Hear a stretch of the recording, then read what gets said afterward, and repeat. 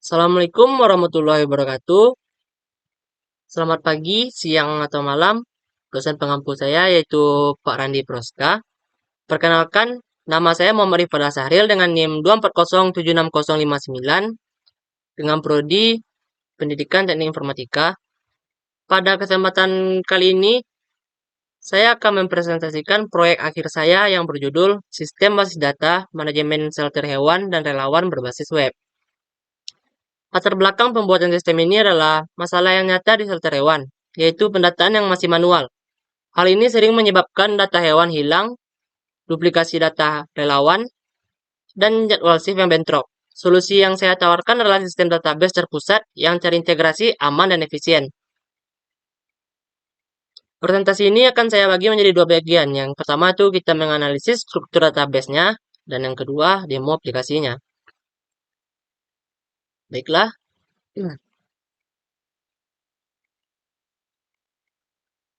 Pertama, kita akan membuka database-nya. Mari kita mulai dari fondasi utamanya, yaitu basis data. Database saya ini bernama db underscore volunteer underscore shelter.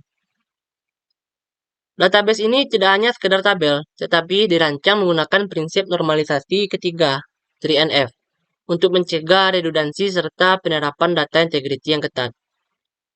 Mari kita bedah satu-satu tabelnya. Yang pertama, kita coba buka tabel user. Di sini saya menerapkan keamanan data level database. Yang pertama, di kolom role. Di kolom role ini saya menggunakan tipe data enum, dalam kurung admin dan relawan. Ini berfungsi sebagai validasi keras. Database akan menolak input apapun selain dua kata tersebut, penjaga konsistensi hak akses. Selanjutnya, pada kolom email, saya memasang unique key. Ini menjamin tidak ada satupun relawan yang bisa mendaftar ganda dengan email yang sama.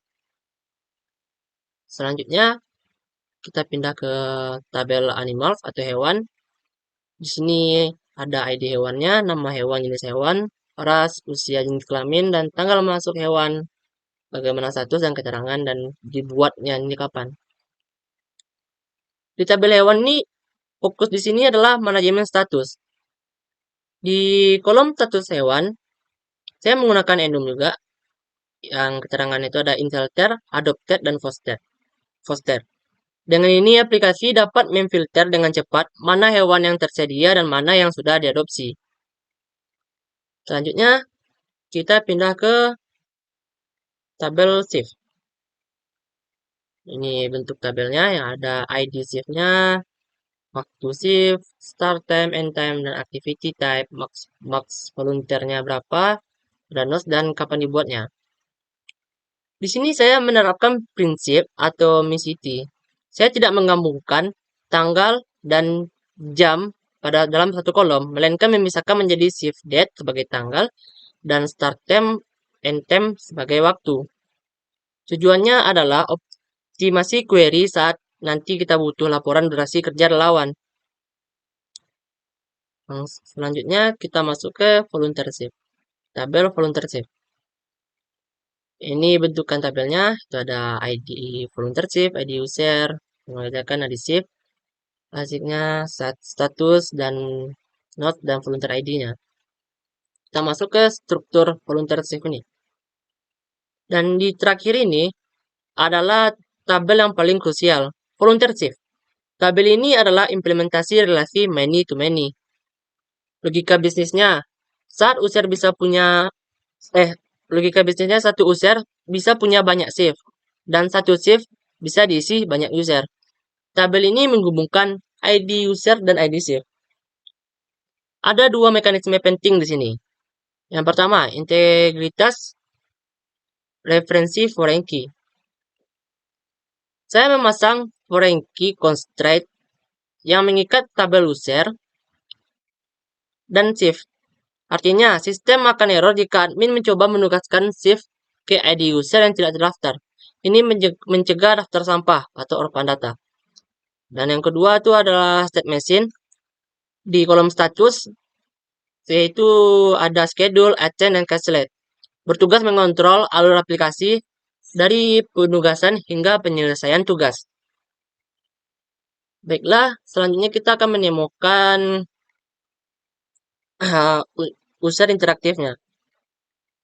Pertama-tama di sini kita akan login sebagai admin, yaitu dengan nama admin @gmail, masukkan emailnya dan kita masukkan password itu admin 123. Nah, saat login tadi, sistem memvalidasi role. Karena ini saya login sebagai admin, saya diarahkan ke dashboard admin. Dan statistik di dashboard ini, seperti total hewan, relawan aktif, dan shift hari ini, diambil secara real time dari database kita tadi. Di sini, kalau kita sebagai admin, kita bisa melihat data hewannya apa saja, relawan-relawan yang ada, dan status juga aktifkah atau tidak aktifkah. Dan kita juga bisa menambahkannya di sini. Hewan juga begitu, bisa kita tambahkan. Seperti ini nanti contoh menambahkan hewan bentuknya.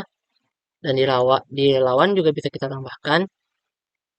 Dan shift ini adalah shift yang akan kita berikan kepada relawan, yang kita juga bisa membuat shift baru.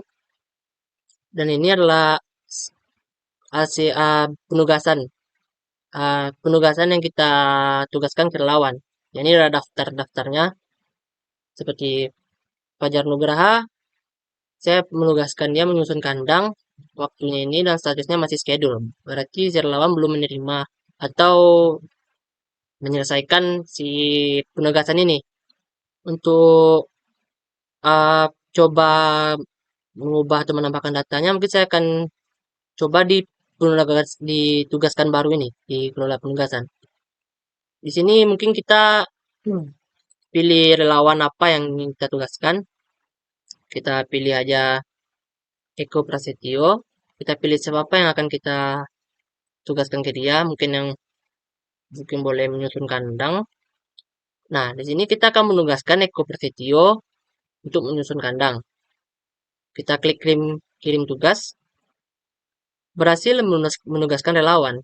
Untuk pembuktiannya, kita akan login sebagai si relawan tadi itu, yaitu Eko Prasetyo. Kita login menggunakan email ya. Tadi kita sudah kita masukkan penugasannya dan kita login sebagai Eko Prasetyo dengan password relawan 123. Penugasan yang baru saja kita sebagai admin, kita suruh Eko Prasetyo untuk menugaskan grooming kucing masuk di jadwal shift kamu di dashboardnya si volunteer atau dashboard si relawan. Sebagai relawan, ini adalah tampilan dashboardnya. Kita juga bisa melihat hewan, tapi kita tidak bisa mengubahnya. Soalnya ini hanya bisa diubah oleh admin. Dan ini apa-apa saja jadwal kita, sama seperti dashboard tadi. Barusan kita sebagai admin juga sudah menyuruh Eko ini untuk grooming kucing. Sekarang statusnya adalah schedule. Kita sebagai koperasi Tio mungkin akan kita terima terlebih dahulu. Nah, jika sudah, coba kita login lagi sebagai admin. Apakah statusnya sudah berubah atau belum? Di sini ada hasil tugas. Yang tadi adalah Eko Prasetyo, yaitu grooming kucing. Nah, sini yang dari awalnya schedule, sini statusnya sudah berubah. Untuk pembuktiannya juga bisa kita tengok di tabel volunteer shift, di mana yang volunteer itu ID usernya 4, maaf, shift. Ya, di volunteer shift, di grooming kucing Eko Prasetyo. Eko Prasetyo itu kita tengok user ID-nya Eko Prasetyo 14. Kita cari ID user yang 14. Nah, ini dia. ID volunteer shift. Ini adalah ID yang sudah dikerjakan atau sebuah penugasan yang telah dikerjakan oleh si Eko Prasetyo tadi. Sudah status schedule-nya juga sudah hilang di sini. Nah, sekian Mungkin demikian presentasi tugas akhir saya. Jadi sistem volunteer data ini dirancang tidak hanya untuk mencatat, tetapi untuk menjamin validitas data dengan menggunakan constraint, enum, dan relasi yang tepat. Sistem ini mampu menangani operasional shelter secara efisien dan minim error. Demikian proyek akhir saya. Terima kasih atas Bapak dan teman-teman yang sudah melihat video saya. Dan saya akhiri dengan Wassalamualaikum warahmatullahi wabarakatuh.